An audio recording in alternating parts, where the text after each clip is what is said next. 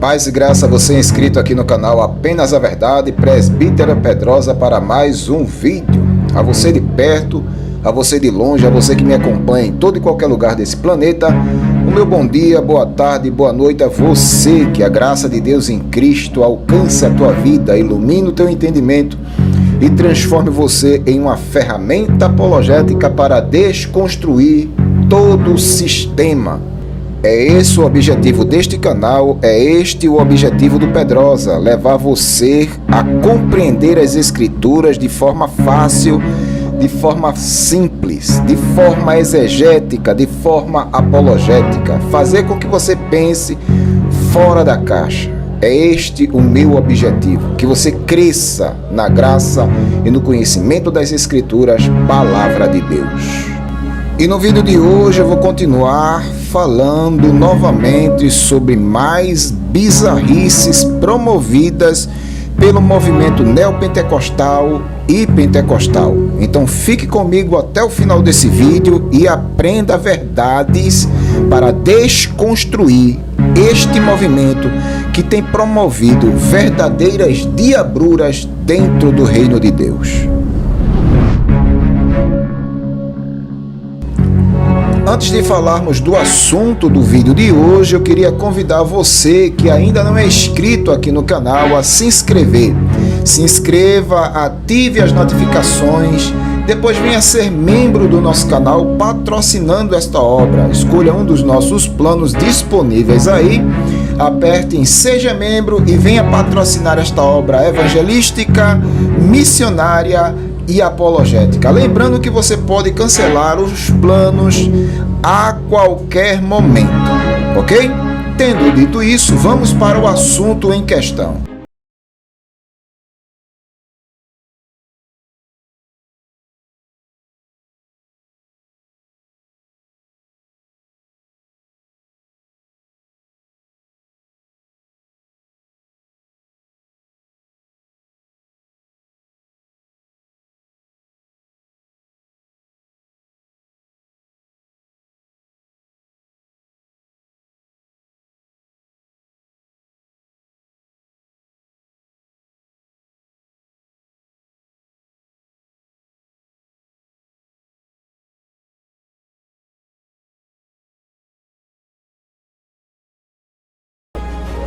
O que estamos vendo hoje é um evangelho completamente torcido da realidade, daquilo que Cristo Jesus pregou e os seus apóstolos ensinaram. Um evangelho torcido, mascarado, recheado de inovações e modismos, cujo objetivo é idiotizar as massas, transformando cristãos em analfabetos funcionais das Escrituras. Meu objetivo aqui com este vídeo é alertar você dos perigos que estão acontecendo dentro das denominações. Líderes religiosos estão introduzindo dentro do cristianismo elementos que não pertencem ao cristianismo e muito menos ao evangelho da graça de Deus.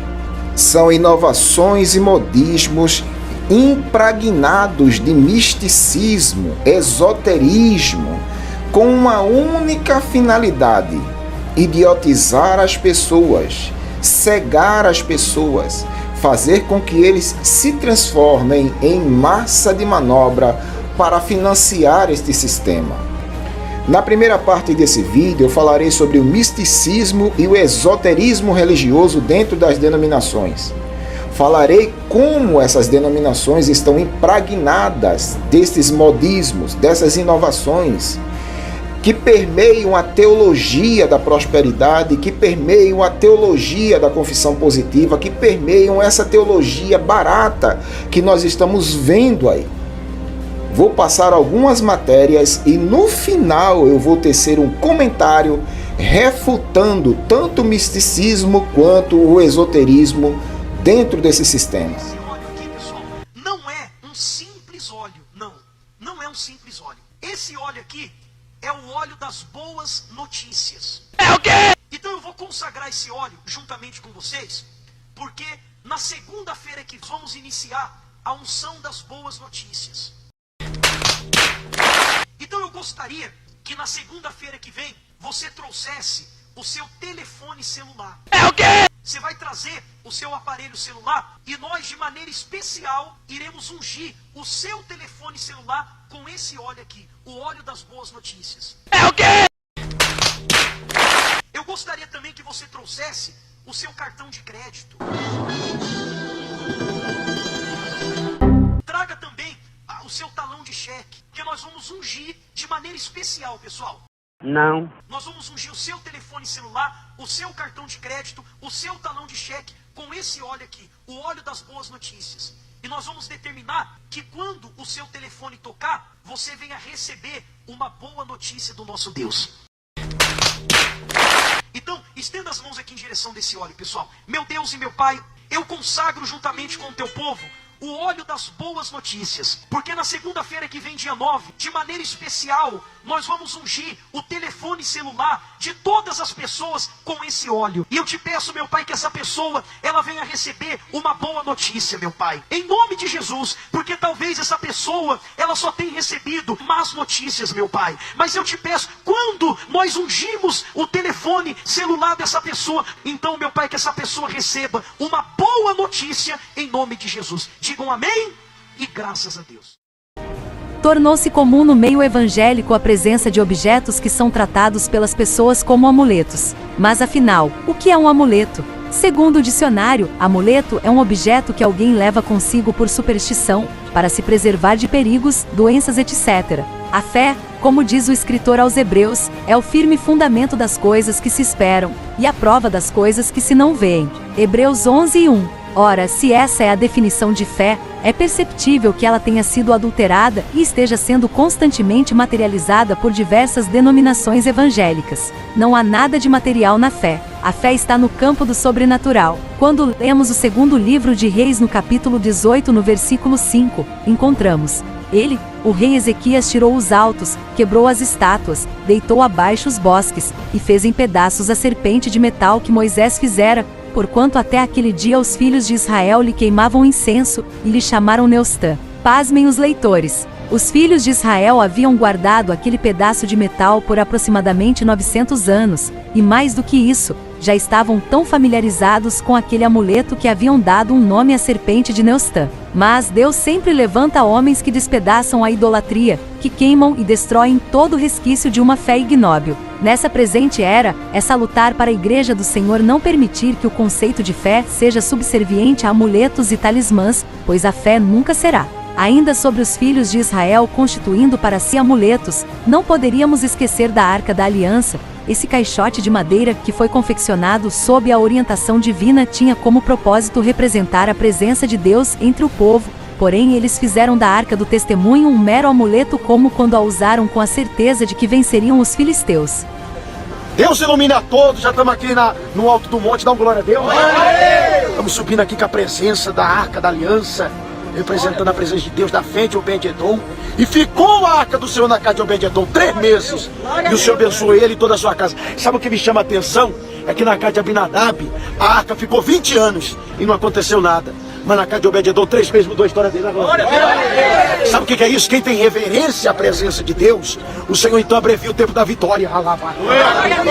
Então nós vamos consagrar, vamos abençoar a vida do povo. Tá aqui os pedidos, as rosas, nós vamos queimar e vamos determinar a vitória. As mulheres de fé aqui, ó, as valentes aí, ó. Olha o profeta aí, vai. Olha lá os profetas aí, graças a Deus. Deus ilumina a todos, vamos subir o monte. É o quê?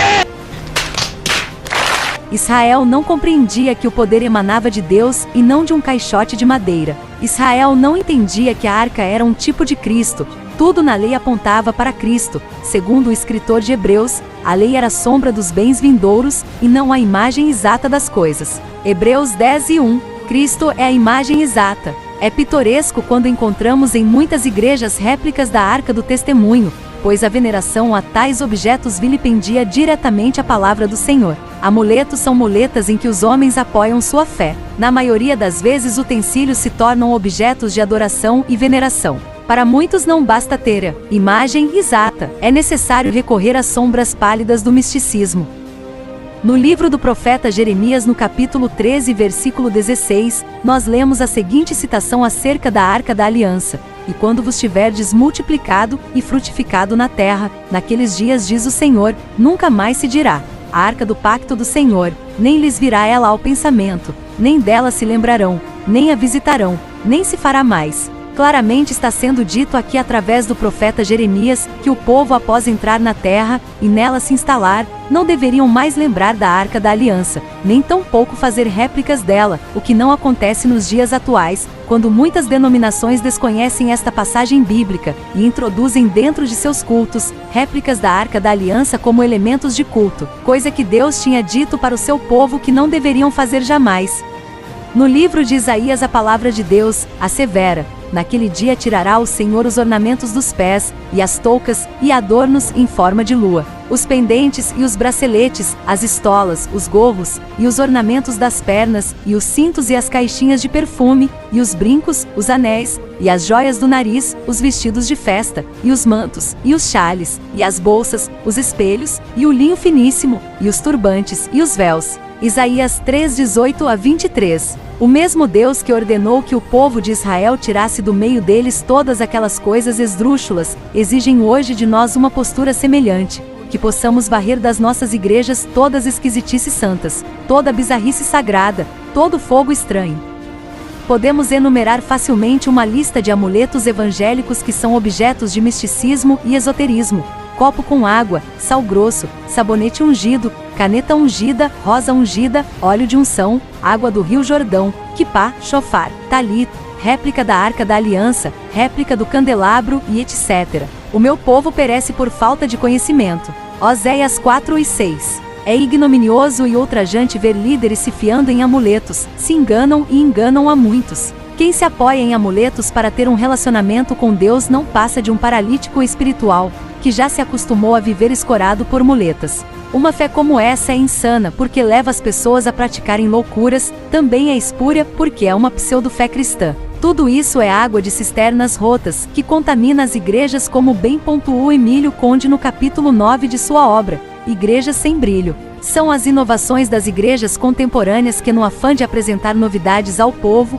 rejeitam um manancial de águas vivas e bebem das cisternas rotas que emanam águas pútridas e mortíferas. A fé em Cristo é um fruto de uma relação íntima com Ele, ela é algo invisível e sobrenatural, jamais deve ser materializada em produtos de venda. Não se engane, não deposite sua fé em amuletos. Então, pessoal, depois de um esboço cirúrgico promovido aí pela voz apologética diante de tudo que já passamos aqui, eu vou concluir o meu argumento em cima desse assunto com a carta aos Hebreus, no capítulo de número 11, quando fala sobre a fé perfeita, né? O escritor aos Hebreus aqui diz: ora, a fé é o firme fundamento das coisas que se esperam e a prova das coisas que não se veem. Ok? Então, seguindo esta linha de raciocínio do escritor aos Hebreus, ele está dizendo da seguinte forma: olha, a fé é o firme fundamento das coisas que não se vê, a prova daquilo que se espera, ou seja, a gente não vê, mas crê, ok? E também no versículo de número 6, o escritor diz: ora, sem fé é impossível agradar a Deus, né? Porque é necessário que aquele que se aproxima de Deus creia que Ele existe e que é galardoador daquele que o busca. Então, a fé é o elemento condicional para chegarmos a Deus, para nos aproximarmos de Deus, certo? A fé para crer naquilo que não existe. É aquela fé como confiança em Deus. E Ele é provedor, galardoador daquele que o busca. Resumindo, não precisamos de elementos para manifestarmos a nossa fé, ou seja, para fazermos com que esses elementos sejam mediadores da nossa fé. Não precisamos depositar nossa fé em elementos místicos, né? Precisamos sim nos livrar deste misticismo que está aí nas denominações, principalmente essas denominações neopentecostais que têm usado muito desses elementos místicos, desse sincretismo religioso, desse esoterismo exacerbado que está permeando essas denominações. E se você está numa denominação assim, que usa de elementos místicos para serem mediadores entre você e Deus, fuja de lá. Fuja de lá. A fé é o elemento essencial para nos aproximarmos de Deus. É pela fé, ok? Não precisamos de elementos, não precisamos de amuletos, não precisamos de misticismos. O que precisamos é crer na palavra de Deus. É o suficiente. Amém, meus irmãos? Mas se você tem uma opinião diferente da minha, ou uma opinião diferente de tudo que foi postado aqui, deixe aqui nos comentários. Vamos debater sobre este assunto de forma saudável. Comenta aí, deixa o seu legal, deixa o seu joinha. Você que ainda não é inscrito aqui no canal, se inscreva, ative as notificações, se inscreva no Clube de Parceiros e venha patrocinar esta obra evangelística, missionária e apologética em nome de Jesus. Amém? Deus abençoe a todos, fiquem na paz do Senhor e até um próximo vídeo, se Deus quiser. Paz e graça.